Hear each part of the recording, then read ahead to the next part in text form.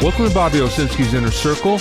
I'm Bobby Owsinski, and this is a show all about music, music production, and the music business. My guest today is post-production engineer and co-founder of Source Connect, Robert Marshall. Today we're going to talk about the NAMM show. Yes, the 2019 Winter NAMM just finished, and it was interesting in a lot of ways. Not so much with new gear, although there was some that kind of stood out. Mostly just the overall picture of the NAMM show. First of all, I did a keynote address along with Al Schmidt, mastering engineer Pete Dell, Doug DeAngelis, Jack Joseph Puig, and David Schwartz. And this was for the A3E subconference. Basically, there were several conferences within a conference at NAMM show. One was the A3E, and the other one was AES at NAMM, of which I was a program director for the studio sessions. So we'll talk more about that in a little bit.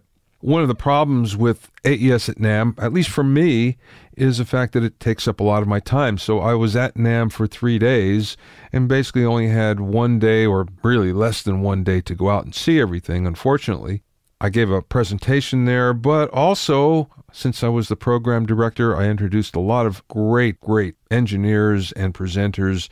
One good one was Mastering for the Internet Age with Gavin Lurson and Ruben Cohen from Lurson Mastering. That was a whole lot of fun and very informative. Mixer Andrew Sheps gave a great presentation, what comes out of the speakers. Sylvia Massey talked about microphones. She's on a quest to do the ultimate microphone book. And boy, she had a lot of great stuff. And of course, one of the best was the tribute to Jeff Emmerich by Bill Smith and Howard Massey. And that was very informative and a whole lot of fun as well. But the NAMM show, in general, the mood was really good. It was upbeat. There was a lot of people there. Manufacturers were happy. Attendees were happy. You can tell the business seems to be good. So keep our fingers crossed that goes for a while. Of course, the audio exhibits have changed. They used to be in Hall A, and now most of them have moved over to the brand new North Hall, of which there are 2 levels. The lower level has Avid and most of the big manufacturers, and that saw most of the action, but there's some cool things on the upper floor as well. Now, as a result, what ends up happening is everything ripples from that decision to move all those exhibitors. So Hall A now became the exhibit hall for a lot of lighting and a lot of sound reinforcement that used to be in the stadium dome behind the convention center. There's still audio in Hall A. Less of it. Universal Audio was one of the big ones that were there. But what we ended up seeing as a result was all of the manufacturers that used to be down in the basement in Hall E, many of those have moved up into the main hall. So Hall E used to be the mad hall for inventors, and we used to see all sorts of very cool new stuff, some of it which would not stand the test of time. And as a result, we wouldn't see them after a year or two, and some which would eventually catch on and move up into the main hall. There's less and less of that. It wasn't nearly as much fun. What we did see was a huge Chinese presence still. Even with the tariffs and with everything going with China, we still saw probably a bigger presence than ever before. The problem is, you wonder what's going on since not many buyers were there. There's a lot of Chinese exhibitors that are sitting around talking to one another, and not a lot of buyers. And they all seem to have the same product as well, which makes it even worse. So they had most of the downstairs Hall E, but there was also a lot of tone woods. So if you're going to build your own acoustic instrument, that was a place to go to buy tone woods. And we saw some new places, like India, for instance. I never remember seeing vendors of tone woods coming from India, but in fact they were there this time. So that was kind of an interesting change. Just an overall look at things. USB-C. Yeah, the little connector that really makes us crazy because we have to buy brand new adapters and docks and things like that. Well, that's here to stay. There was no big deal. You didn't see it displayed anywhere, or there were no announcements. Hey, we have USB-C. There was none of that, but it just seemed to be everywhere. And all of the new digital products seem to be sporting USB-C. So time to get used to that because it looks like it's here forever. The other thing that I found interesting was the fact that the music that was at NAMM didn't reflect the music that is on the charts or seems to be popular. There was a lot of funk, and I mean really good old-fashioned 60s, 70s funk that was there. There was just a lot of great, terrific music, more so than any time I can remember. There were fewer DJs, although there were some. There was a lot less electronic music, although, again, there was a lot of that, but there was less than other years. The whole DJ thing, we saw that again in Hall A. That seemed to be the land of lighting and sound reinforcement and DJs. And in Hall B, there was a big contingent of electronic instruments and just gear for EDM and dance music. Still, less than years before, and I think less emphasis. I think what we saw were major manufacturers that kind of dabbled in that are now out of it, and now we see dedicated manufacturers coming up into that are really good and know their audience. So that's changed in a significant way. Another thing that was really evident was that in-ear monitors kind of exploded. There were more manufacturers with in-ear monitors I've ever seen before or ever heard of. And these were just about everywhere. And it kind of makes you wonder, how many in-ear monitors can the market support? Well, we'll see, and I predict that will shake out in a year or two, but boy, they were all over the place. Another trend was smart load boxes. So I think we saw the Aux last year come out from Universal Audio, and there are a lot of other manufacturers that came out with similar products. Basically what that is, it's a amplifier load box with an amp or a cabinet simulator built in. So there's DSP in the load box. And that was a really big deal when Aux was first introduced, but now there's much competition in the marketplace. Another thing I saw a lot of was these see-through panels by a company called AirHush. And these were isolation panels that were basically made up of compressed air. So you had a number of these frames that you blew up with compressed air, and then they became their own little ISO world. It's a very interesting technology. I didn't get too much technical knowledge on what was going on, and there's not much on the web, as a matter of fact, about it, but they were all over the place. They seem to be effective, so look for that in the future. The company is called AirHush. There are a number of products that seem to be gathering a lot of interest. One was the Waves Cla Mix Hub, and what this is basically an SSL console. Basically, it's all laid out for you, and it's laid out in Chris Lord-Alge's preferred way of working. So that had a lot of interest going on. One of the cool little things that I saw was something called the D-Booster by Royer Labs. And if any of you use a cloud lifter, this was their version of the cloud lifter called D-Booster. They claim it sounds a whole lot better. I haven't tried it yet, but I can't wait to, because right now you're listening to an SM7B through a cloud lifter.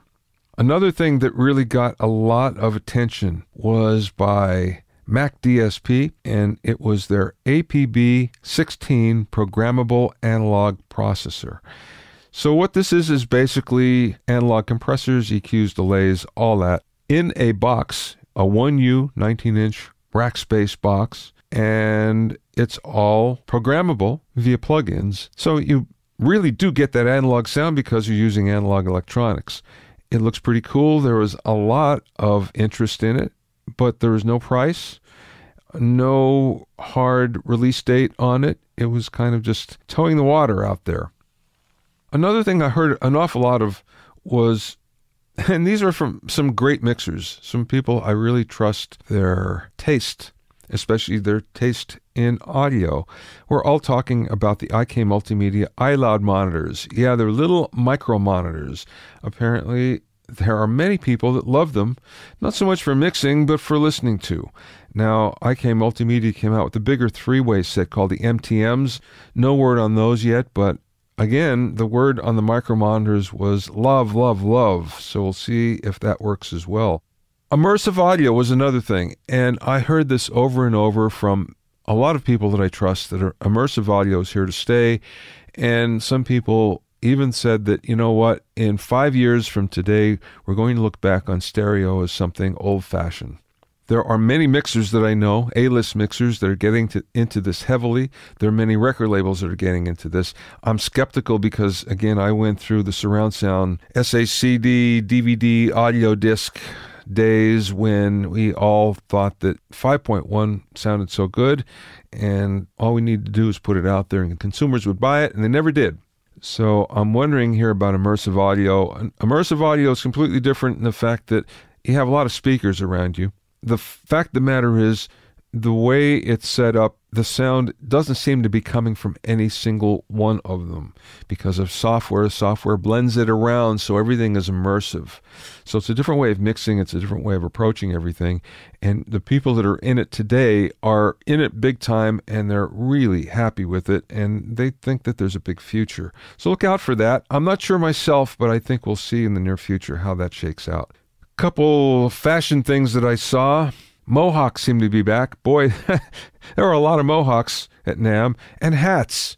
And I'm not talking about trucker hats, baseball hats. I'm talking about normal fashion chapeaus. Boy, there are a lot of those as well. I'm jumping around again. Forgive me, but I have some random notes that are here. One of the things that I saw that was interesting, and I think I mentioned this in New Music Gear Mondays on my blog earlier in the year, and this was Flock analog patch bay. It's a digitally controlled analog patch bay, and a lot of people like that as well. It seemed to be a really big hit. So basically by DB25s, you plug in all of your analog outboard gear, and then through your computer, you can patch and repatch everything. Boy, that's a lifesaver, and everybody would really love something like this. I think that's going to be the way of the future. The other thing that was very cool, Ampeg, of course, is now part of Yamaha. Yamaha purchased it. And they had a very nice booth and a very nice layout. But one of the things they had out in the hallway of the Marriott was an 11-foot high SVT that actually worked. It was 600 watts. And they would power that up every hour and shake the floor. I mean, they would shake everything with that. It was pretty amazing. 11-foot high SVT. And finally, I met a very cool guy, Bob Berryhill from the Safaris. If you ever remember Wipeout, he was one of the co-writers and the guitar player. So that's a song that just about every guitar player and drummer learns early in their career, and for many of us, it was the very first song that we learned. And of course, we probably played it in our first garage bands as well. I don't know if people still do that today, but for many of us, and especially many of you listening, Bob Berryhill was the man behind all that. He's still out there playing with the Safaris. It was really cool to meet him. By the way, that sound on Wipeout, it's a 62 Jazzmaster into a dual Showman amplifier. So that's it. That's the NAMM show. You can go to many other places to look for details about some of the cooler new products, but this is just a nice overview, I think, of some things that you don't hear many other people talking about. Each NAMM show is different from the last in at least some way, and this one certainly was. But one can only hope that the vibe, which was so good this time, continues, because it really means that the industry is strong, and if anything, it's getting stronger.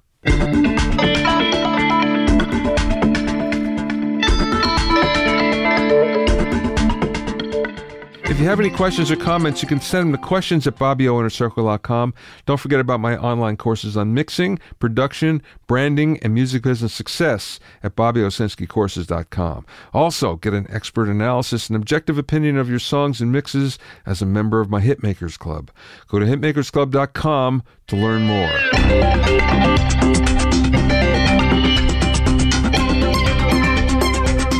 My guest today is Robert Marshall, who's a sound designer, mixer, and partner of Chicago audio post house Sum1. Robert has spent the last 15 years doing sound design, mixes, and ADR for film, television, and radio, including several Superbowl spots. He's also a founding partner of Source Elements, a company that provides a number of excellent IP-based replacements for the ISDN services that have long been used by the voiceover industry for long-distance recording. In the interview, we talked about getting into post-production for music, the idea behind Source Elements and the different products offered, post-production in the Chicago commercial scene, the ideal amount of compression on voiceover, and much more. Robert and I spoke via Source Connect Now from a studio in Chicago. Well, let's go back to the beginning, Robert. Give me your background and how you got into the business. Oh, wow. High school? Let's see. So the way it all began was I was writing songs, and with my friend, we wanted to record an album. And so I I ended up at a local recording studio because my friends had booked time at that recording studio, and they were recording, and I was just in awe of the whole process. And the stuff that I was doing was more MIDI oriented. Just the band that I was in was a little bit more sort of They Might Be Giants like. Mm-hmm. And the band that was recording in this studio, it was all just, rock and roll, drums, bass, guitar, but they had one song that had like a sequence as a background. And they were trying to lock the sequencer to a JH24 MCI, and they were having trouble and it wasn't working. And then they all decided that they would just go get lunch. And the studio owners, like, if you want to sit here and keep on working on it, go ahead. So they were gone for like an hour or two, maybe. And by the time they got back, I had gotten that sequencer, I think it was Vision, to lock to the SMPTE track that was in, on the 24 track. And that was that. And from that acquaintance, I asked the guy who owned the studio if, I could work there or intern there, and worked out that I could intern there and get some free time to record my band. So that's how it started as far as having a presence in studios. That was around sophomore or junior year in high school. And I stayed working there or interning there until the point where I did everything from, I learned how to solder and did patch-based stuff for him and cleaned up a lot of junk and all the stuff that an intern would do, and watched a lot of sessions. And then the owner of the studio was going to California, and, like when he was gone, I would just, oh, this band, they want a dub of this or these songs on cassette, whatever it was. And I was just, managing, taking phone calls and doing dubs and stupid crap while he was out. And then one day he's like, this band's coming in, they're going to do a vocal, this is the setup, blah, blah, blah. And I was like, oh my God. So that was my first session, doing a vocal overdub, which I didn't do so well because I don't think I matched up to the original track. Like whatever EQ and compression was going on to tape at the time, I didn't match it so well. So at least that's what I was told. But whatever, got through the session, did the punches. That was my first session. And stayed working at that studio until he picked up the whole thing and went to California. And then did other internships between college and the end of college. So my first official gig out of, actually my first gig was selling at a local music retailer called Gand and whatever, selling keyboards and actually a lot of software. I was officially in the software department. So I was selling Pro Tools systems, and by that time I had gotten to know Pro Tools exceedingly well, which was at that time Pro Tools. Well, college was Pro Tools version 2.01, and by the time I got out of college, it was Pro Tools 3, and that's right when all the TDM stuff hit. And so I knew Pro Tools really well, and I got a gig downtown Chicago, at first as an Avid assistant, like video editorial. Just an assistant between a company that had an Avid video editorial room and a just a mixing room. And so that was the first time I saw video editorial systems, and that was like, oh my God, I want to do this. So forget music, this is really cool too. And that sort of put me in the just downtown Chicago corporate video commercial kind of stuff. One thing leads to another, and I landed a gig at night at a recording studio doing like voiceover classes, just basically manning the board. And that eventually got me a gig, like a permanent gig at that studio, doing, voiceover demos, commercials, mainly local radio commercials, and some, sorry. Mm-hmm. Have fun editing all that.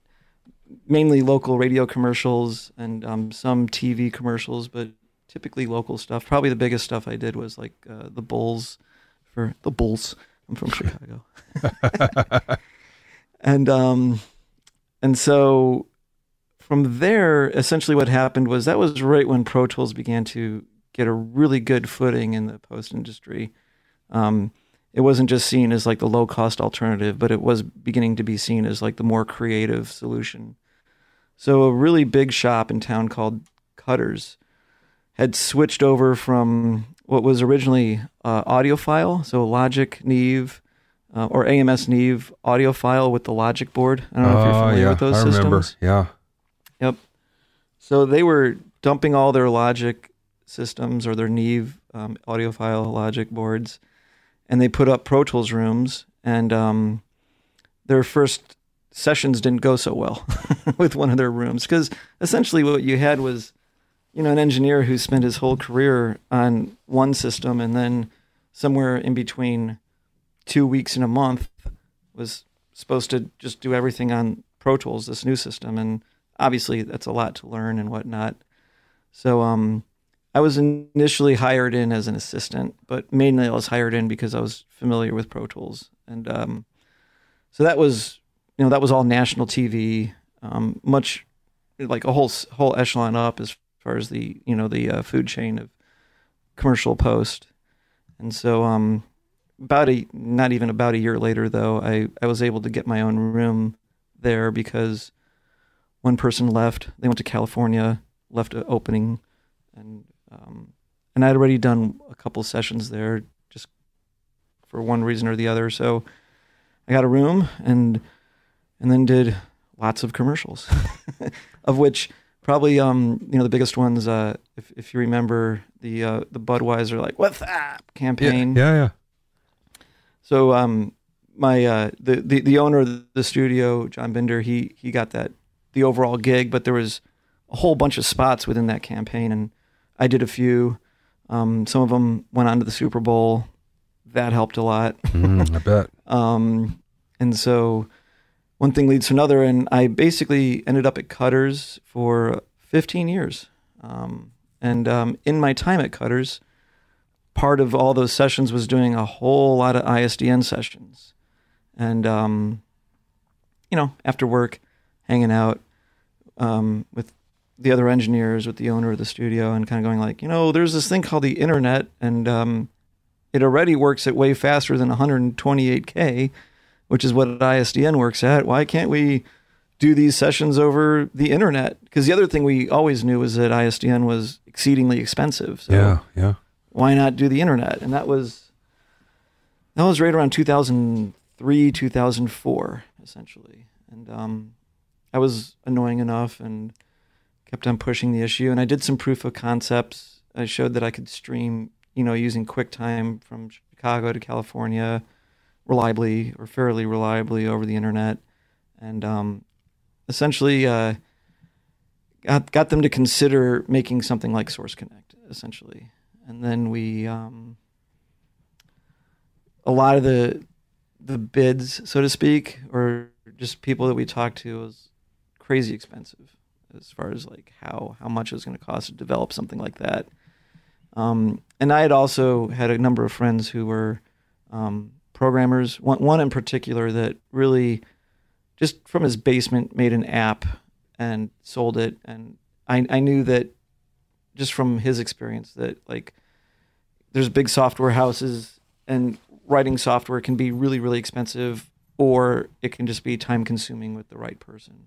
And so through him, I met a very good friend of mine now, Rebecca, who is at this time now the owner of Source Elements. But at that time, it was Rebecca, me, the ownership group. Sorry about the mic noise here. Yeah. The ownership group at Cutters, and essentially got them to all, we all pooled our money together, and enough to create the alpha version of Source Connect. And then so that was 2004 roughly, and by 2005 we were able to create Source Connect version 1, and then a long slog till now as far as like, the early days of doing this over the internet was barely ready for it. So there's always all kinds of issues, dropouts, bandwidth, those kinds of things. But in time, certainly, obviously, the internet's becoming the preferred medium for remote connections.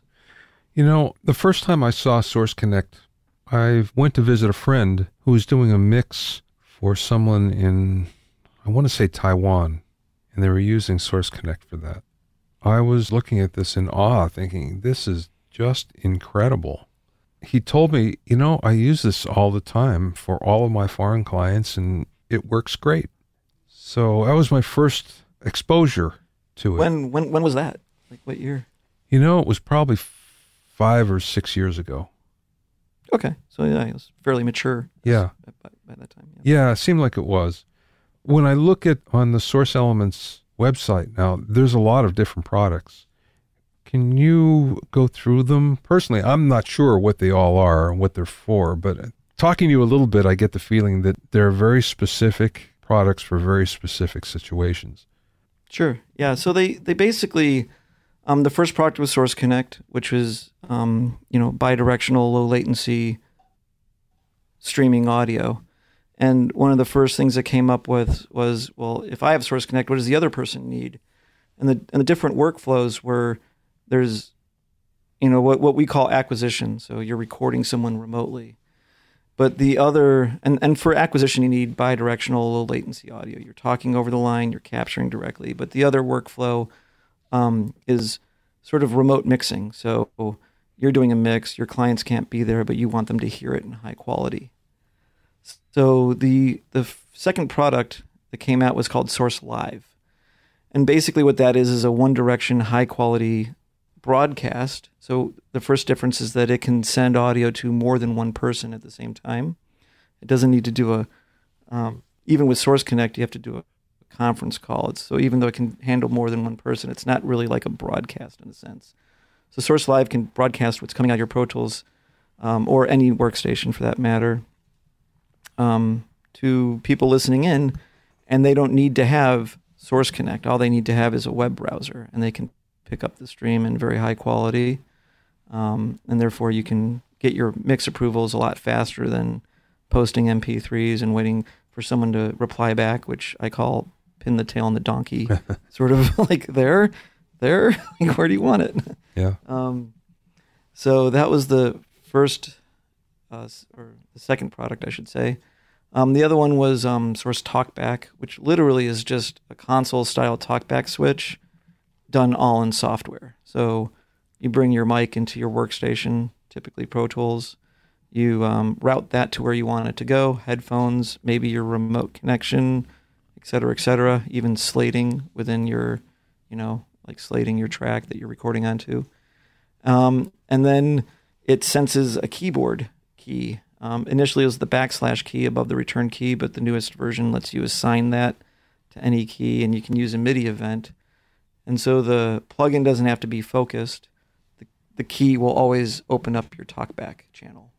So, and there's a second plugin that comes with it that goes on your master fader, and that dims your master fader down. So you have your control room dim with your Talkback, all the same stuff that a Talkback system might have. For instance, it's got a feature for automatically open when the Pro Tools transport stops, close it when the Pro Tools goes into, or when the transport goes into record or play. So that was Source Talkback. It's clever. The next one was an application called Source Zip. Very handy. The way it came about was a lot of people were using Source Connect for ADR sessions. And so they would need to send the scratch, like the background tracks and everything else that the actor needs to listen to while they're, doing their takes. But, if the Pro Tools session is really big, that takes a long time to send, and really they don't need to have it full quality. So what Source Zip does is it takes a session, a DAW session, Pro Tools or whatever, and it takes all the audio files from it and it compresses them using AAC compression or Apple lossless. So it knocks it down anywhere from, easily 5 times smaller to the lossless compression typically is about half as big. And then the other side, it self-extracts. But when it self-extracts, all the metadata from those audio files get put back into the audio files so that Pro Tools doesn't start saying, where's my audio? Pro Tools has no idea it was crunched and re-expanded. So it was basically a really fast way of moving sessions through the internet, especially if they're just needed for monitoring. Or another typical thing might be, say someone is like, hey, I need you to retime all my drums and re-edit them and everything. So you can send someone that session and you can chop them up and edit everything as you need. And if you're not creating any new audio files, all you do is you send back that tiny little Pro Tools session or Logic, and it will reference back to those original audio files. That's awesome. Yeah, very cool. So that was Source Zip, basically just a way of moving sessions around faster, smaller. Funny enough, it became very popular in the Middle East, and we believe because there's just some countries charge for bandwidth. So it's not your unlimited internet connection, but if I got to upload a gig, oh my God, that's going to cost me whatever, $5. Yeah. If I can upload 256 megs, it's going to cost me less. So there's a lot of users in the Middle East, actually, where Source Zip became very popular. And I actually used it for a long time when hard drive space wasn't as inexpensive and long-term archival for sessions. Just losslessly compress them. There they are. But number of workflows. So the other product, let's see, Source Connect, Source Live, Source Talkback. The next one was Nexus, I guess. I forget the order. But Nexus is really cool, actually. And you're familiar with Soundflower. Yep. So think of Nexus as Soundflower with a plug-in endpoint. So now you don't need to mess with aggregate drivers or stuff like that. You can point an application at the Nexus driver, and then the output of that application will show up on the plugin, and you can capture it in Pro Tools or whatever workstation you're using, and vice versa. You can send audio out of your workstation to an external application that might not have a plugin. So effectively, Nexus turns any audio app into a plugin. Wow. So for instance, you want to listen to iTunes in Pro Tools. Boom. You just send, with iTunes, you just send your entire system audio to Nexus. You put the Nexus plugin in Pro Tools, and boom, every system beep and iTunes is popping into your Pro Tools session. But you could literally integrate Skype, anything like this with Source Connect Now, which is Chrome, FaceTime, you name it. It'll let any of those applications patch into and or out of Pro Tools or any AU or VST enabled workstation. Wow, that's very cool. Yeah, Nexus is very, very popular and very flexible. Does a number of things that fits into a lot of workflows, especially with podcasting. I'm trying to think what other. We have a system called ISDN, which basically, all these years later, it's kind of funny. Source Elements started out with, don't use ISDN, use the internet. So now we have a system called ISDN, which essentially is a hardware box that we deliver to you, and you plug your ISDN codec from 1985 into it, and then you plug in the internet to our box, and now your ISDN codec from 1985 can operate over the internet.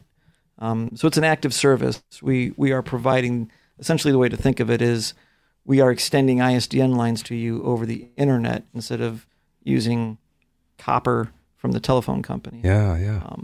Wow. And so that's pretty new. That's only about 2 years old, but ISDN is it's been resilient as far as, even though the phone companies want to kill it, especially in the audio industry, it remains a mainstay of doing sessions and connecting. So in the spirit of give them what they want, there's ISDN. And other things. Oh yeah, Source VC is literally sort of like Source Talkback. It's a control room volume controller. So you can put that on your master fader. You can control your volume with your keyboard or with any MIDI event. The plugin doesn't need to be focused. It can handle. The nice thing about it is that as new formats come out, so 5.1 no problem, 7.1 no problem. As they keep on getting wider and wider, a much more efficient update to the plugin instead of all new hardware, because I need 20 more input channels to my whatever it is, my Dangerous or my Advocate or whatever hardware controller you're using. So the idea with Source Talkback and Source VC is to sort of take all the hardware that you need and really make the whole system work as a desktop. On your laptop, you got everything you need without any hardware. What do these cost, Robert? So Source Talkback is $125. Source VC, I think, is $175. Source Nexus, there's a free version, which is called Source Nexus Free. What do you know? It's basically like Soundflower. It's the driver. Then the basic version of Source Nexus is $125. And it can send or receive, but it can't do full duplex. Source Nexus Pro is $295, and it can send and receive simultaneously, and it can do as many as 24 channels. There's another little plugin or application we have called Source Nexus Control, which lets you create as many drivers as you want. So then what you can do is set up, I want a driver for Skype, I want a driver for Chrome, I want a driver for the system audio, I want another driver for FaceTime, I want another driver for my sound effects application that I search with, whatever. And you can have all those applications facing their own individual driver, which then they can all come into Pro Tools or whatever your workstation is on individual faders, because Nexus can see all those separate drivers. The other really slick thing, actually, I forgot about the new version of Nexus, is that it can see any driver. So another popular thing is you have your Pro Tools HDX system, and like Pro Tools HDX is very much locked into the HDX hardware, but you want to say send your audio out to a small speaker system or something like that, and a lot of Macs have HDMI built into them. So there's theoretically a surround sound output from your Mac, and you can then send that into an amplifier with, say, a consumer system, a consumer audio system. So Nexus can literally, even though you have an HDX Pro Tools system, you can put Nexus on the channel and send audio straight out to, say, your HDMI output or any hardware or software audio driver present in that Mac. So you could have a small speaker that way, a small surround speaker that way. So Source Nexus Pro is $295. Source Connect, there's a number of versions of that. So Source Connect now is essentially free. We'll probably come out with a subscription version that has some added features and whatnot. There will be a monthly subscription for that. Then the bottom version of the actual application Source Connect is Source Connect Standard. That one is $650 buyout, or it's available as a $35 a month subscription. Source Connect Pro is $14.95. And there's a number of features in Source Connect Pro that basically it's designed for the recording studio side of the connection. So Source Connect Standard was more envisioned for your voice talent on the road in their home studio, maybe your smaller studios, especially the studios that are more geared for sending voice out. And then the side that's recording that remote connection, Source Connect Pro was more designed for that. And the reason why is that Source Connect has a whole system called Restore and Replace. So what Restore and Replace does is it you're recording, say, take 1, take 2, take 3, take 4's got to drop out. You do take 5, take 6. You go back to play take 4, the dropout's gone, because the auto restore, auto replace system is tracking all those audio files. When it sees an audio file that came from Source Connect, it looks for any dropouts, finds any dropouts, it goes to the remote system, says, give me that missing chunk of audio, and it stuffs it back into that audio file. Wow. What Source Connect Pro can do if it's on both sides of the connection is you can do a session, do 50 takes, do 50,000 edits of your 50 takes, close your connection, go have lunch, and when you come back, the auto replace system, so not just the restore, which fills in the missing chunks, but the replace system will go to that remote system, get the uncompressed audio, and lay all that uncompressed audio in there conforming to all your edits.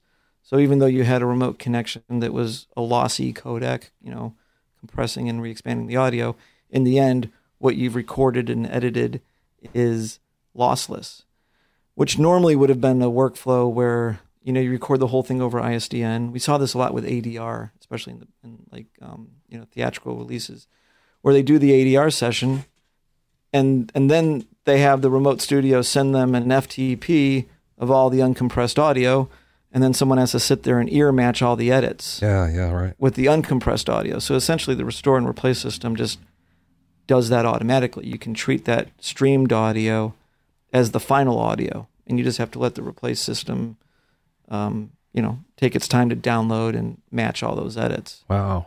And then the other thing that Source Connect Pro has is a transport locking system. So what would normally be done by streaming audio down one side of a stereo connection, streaming time code down one side of a stereo connection so that you could lock the two systems together, so you could do ADR and whatnot.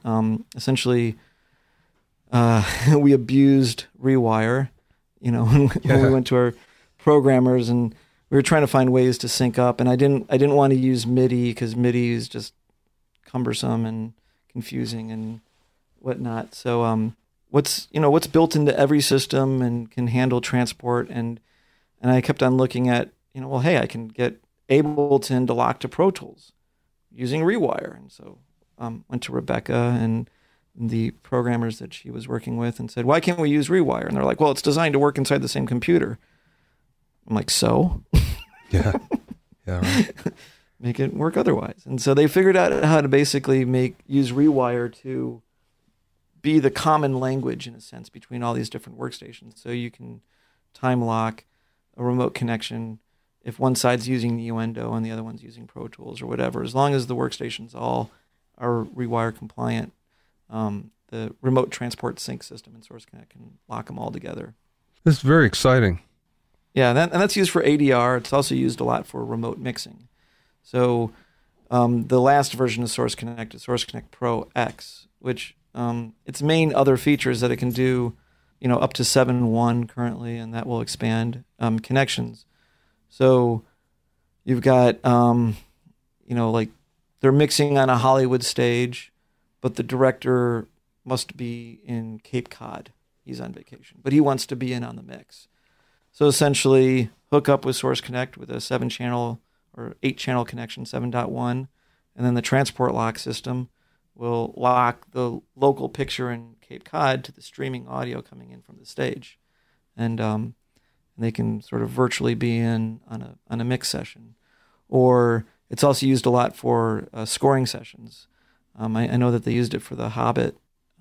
So Peter Jackson was in New Zealand, and the orchestra was in London, and I think it was Air Studios, and they were doing the session with a 5.1 orchestra, even though it was monitoring still. It was used it's used for scoring, remote mixing, ADR. That's all the places where the transport lock comes into play. And so the Source Connect Pro X version is $24.90. That's our most expensive product. This is also cool. I don't know much about any of this, and mostly because I don't do post, I guess. I'd be a lot more familiar had I been more into post, I guess. But there's lots of applications for mixing, though. Oh, for sure. Yes, absolutely. We're actually working on another remote system called Remote Overdub Sync, and that's still being baked. But the basic idea there is that we've done some music overdub sessions using the remote transport lock. Some artists have used it, but the kind of flaw with that workflow is that, especially if you're doing something like doubling a vocal, you get your first pass down, and now you want to listen to your previous vocal while you sing another vocal, for example. Well, you got to get that newly tracked vocal onto the singer's system if you're relying on transport lock, because when you're transport locking, the only thing going across the internet is the vocal and talkback. But the singer, or whoever it is that you're overdubbing, they manage their own headphone mix because it's playback directly from their system. Yeah. So the remote overdub sync idea is that you will be able to send whoever it is their headphone mix. They hear it, they play against it, their playing comes back to you. It's inherently late, but the remote overdub sync system will take care of all that timing issue so that everyone hears it in sync, and in the end it ends up on the timeline in sync, even though, given the space-time continuum, that's technically impossible. Still very cool. Boy. But I do want to go some other places besides Source Elements. For instance, I want to hear about your post house. Oh, sure. So I was at Cutters, another country, for 15 years, and Gosh, I mean, just for a number of reasons. You're at one place and you just want to, like, what else is there for me?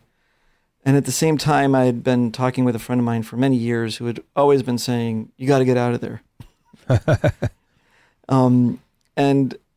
And I'd always been like, I'm at the premier place in Chicago. Like, why would I leave? I'm working 60 hours a week. So he ended up with an option to going a little bit further back. A number of movies were done in Chicago. Transformers, The Dark Knight, a number of big movies were done in Chicago. And so a company had come in and built a 40-seat Dolby certified theater in this building. And several years later, and they used that theater to screen the dailies that were being shot. I think, legend has it that they did a lot of the Dark Knight editorial in that same place. Mm-hmm. But a number of years later, that business had dried up, and they just left it. This really beautifully built theater. I mean, you wouldn't believe it. 40-seat Dolby certified theater, and so my friend's like, "Hey, I can pick up the lease on this." And at the same time, a friend of mine who was running another one of the rooms at Cutter's, we were, he was also feeling that he'd been there for a long time and what's next and all this. And so we all met, and one thing leads to another, and we're like, let's band together. I mean, the biggest cost of starting your own post house was basically taken care of, which was the build out. So we decided to leave and pick up that lease and start someone. And we did that. At that place, we picked up the rest of that lease, and we had, I think, 3 or 4 years. And then the building went residential, and we couldn't get our lease extended. And so I actually dismantled that whole theater. I mean, wow. The whole ceiling was all bass trapping. Huh. Like the kind of hanging bass traps with 703. Yeah. That just sort of swing, you know what I'm talking about? Helmholtz resonators, yeah. Well, it wasn't a Helmholtz resonator because it's just like kind of a broadband, like it's sitting on not a chain, but a rope. It's just like so like the bass hits it and kind of makes it swing a little bit. Yeah. The whole ceiling was that, actually. I pulled so much 703 out of that place. It was like raining yellow. I'm sure I took a few years off my life, like, because the mask didn't stay on my face after a while. But we pulled all that out and actually used a lot of that for the build at someone, and we just had to find a new place. And so we decided to, what basically ended up happening is that we were, still doing TV commercials. And so the ad agencies would come over, and, there's me and my assistant and 4 or 6 people from the ad agency sitting in this huge theater, and they would hear it once or twice on these gigantic JBLs, and they'd be like, "Great, let's hear it on the small speakers." So the giant theater didn't really apply for the commercial workflow that was our primary bread and butter, and we were paying the lease for that huge space and whatnot. So when we lost the lease, we decided to move closer to our clients and with less space, which the per square foot rate went up, but we were basically across the street from our clients at that point, and with a room that's more appropriately sized for a commercial post. So we have 2 rooms and 2 booths, and but we designed our second room, which is very small, as a booth.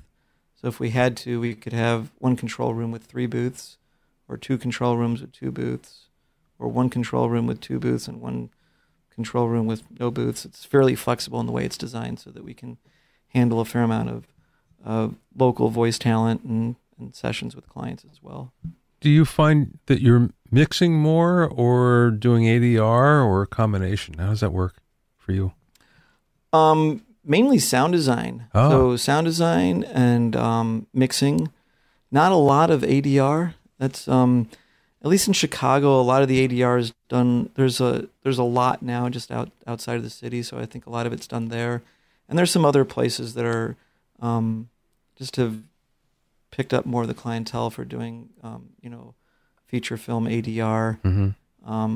Certainly could do that, but just not what we've focused on at Someone. And mainly what we do at Someone is TV, radio, commercials, and and that basically is sound design, voice recording, and mixing. That's pretty much what it is. Okay, let me ask you a question. When I was a young engineer and I first moved to Los Angeles, I filled in for a friend that was at a post house specializing in voiceovers for commercials, radio commercials for the most part, some TV. And he went on vacation, so I did it for 2 weeks. And before he left, he gave me instructions. He said, okay, when you do a voiceover, and this DBX compressor here, this 160X, make sure there's 6 dB of compression. No more, no less. So, okay, that's what I'll do. Yeah, I go mic preamp straight in, mic preamp to converter, and do all the compression afterwards. Oh, that was my question. I knew it. Yeah. I somehow knew it, yeah. I mean, we do have a drummer. I forget what it is. It's actually great. I got to say the drummer compressor is really nice. So if you're doing some voiceover where the person's being really dynamic or something like that, and you want to protect yourself, put a little compression on it ahead of the A to D. But that's really just to sort of a little insurance policy in a sense. My general opinion is that rather do all of that later. It seems to me that the converters are getting exceedingly transparent now. And really, when you think about it with 24-bit compared to 16-bit, besides the analog noise floor, really, in theory, you could record it minus 48 into a 24-bit converter and have the same resolution as 16-bit. So there's so much headroom in 24-bit. The main thing, 24-bit pretty much exceeds the analog circuits as far as noise floors go. So, yeah, my opinion is don't commit. Okay. So when you're mixing, though, how much compression would you usually add? Depends on the spot, but I try to keep it maybe at around, to me, as soon as you get past 3 decibels, you're getting into heavy compression. So I'll usually do something around a 3-to-1 ratio, maybe 4-to-1, starting approaching more limiting and just try to bring up those, the main reason for doing the compression is you've got a spot where you got a fairly active music track and people want it to be really music driven, but at the same time you need to hear the voiceover. So to sort of clamp down on the bigger transients so that the ends of the words are still clear when the compressor releases, then there's your volume because you've added a little bit of makeup gain to it.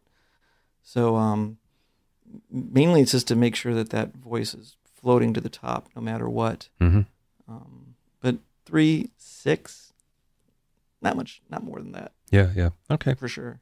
What don't people know about what you do? How, don't believe anything, how much editing there is down to the syllables, words are spliced in half and you're the beginning of this word, the end of that word. A lot of the times there's a lot of fine-tune editing. What don't people know? That I'm those syllables and on a lot of probably no one should know this, but for instance, they hire a voice actor and then later the copy changes. Ah, yeah. So here's a crazy session. They wrote the copy as something at the end of the 19th century, but it was really supposed to be the end of the 18th century. They got their centuries wrong. It was a thing for a museum. So they catch this. Voiceover's long gone. Voiceover's done probably a day or two ago. But now we're doing the final tweaks, and someone caught this copy problem, and this spot has to ship.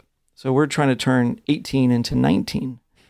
And literally what we did is we called around the office and said, I think Lizzie sounds like that voiceover person. So get Lizzie in the booth.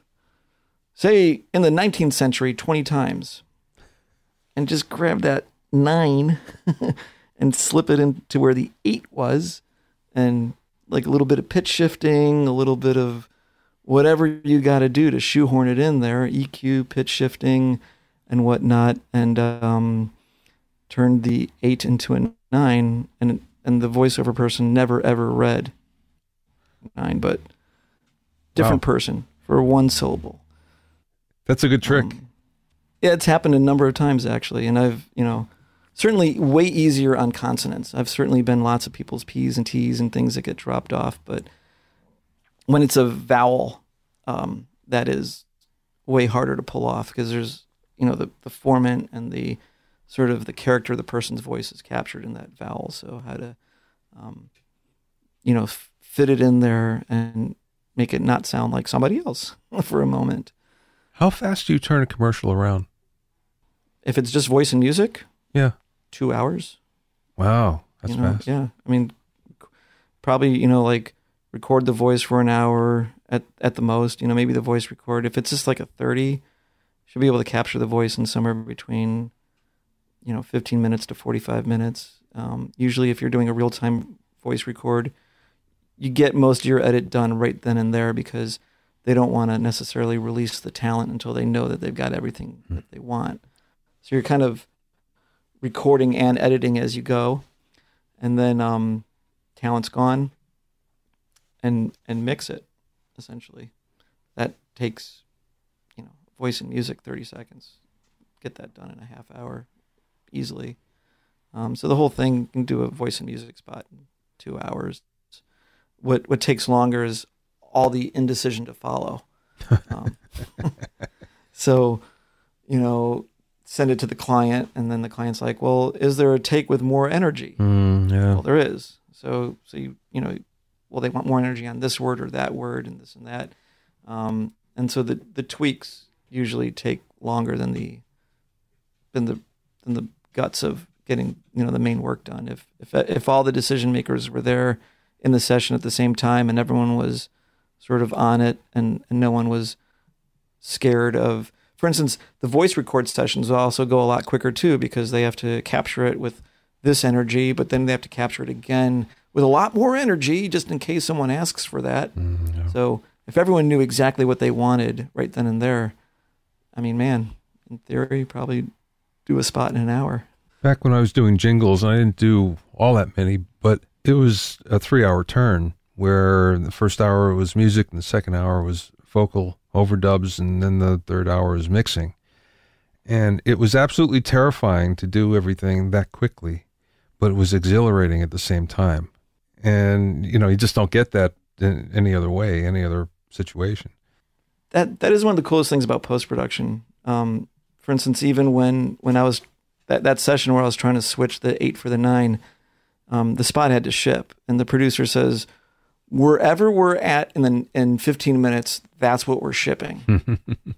Oh, it's like, and no engineer wants something to ship out sounding bad because everyone who hears it doesn't know that you only had 15 minutes to pull it off. Yeah. And so the pressure is a really cool thing and also the worst thing about it because it definitely is much more pressure than a music session. And excluding jingle sessions where I think some of that pressure is definitely there again. But a music session where basically everyone is there to create the best spot the best recording and the best performance and everything. So with post, there's a little bit more intensity because there's a lot of time deadlines, artificial or not. And so one of the things I learned first in post was like, sort of the broad strokes matter most.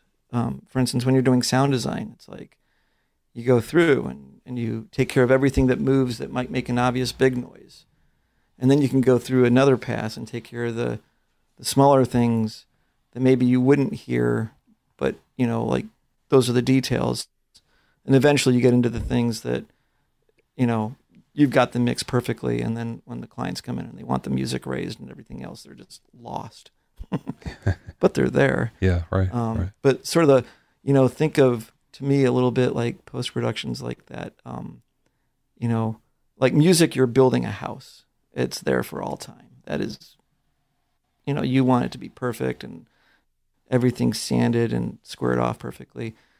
But you know, a lot of times in post-production, you're more building like the set for a play, and the front of it looks like a house, and then you walk around to the side and you're like, oh my God, there's a lot of missing stuff here, because you're building the illusion, you're building the, you know, like you're conveying the story essentially, and all the details don't matter as much as the story and what's in the message, you know? Yeah. So that was one of the first things I learned was like, you know, because of these time constraints, move fast, pick your battles, get the big stuff done first. Then when you have time, you can get into the nooks and crannies and really finesse. Last question, Robert. What's the best piece of business advice that you either received from somebody or you learned along the way? Well, I would say, you know what, like really good partners is one, you know, probably one of the biggest things, you know? Yeah. Pick your partners, you know, your ideas that you share with people, and you know, you have to have people that you trust, because it can be the beginning of a great thing, or it can be the beginning of something really stressful. It's a little bit like a marriage.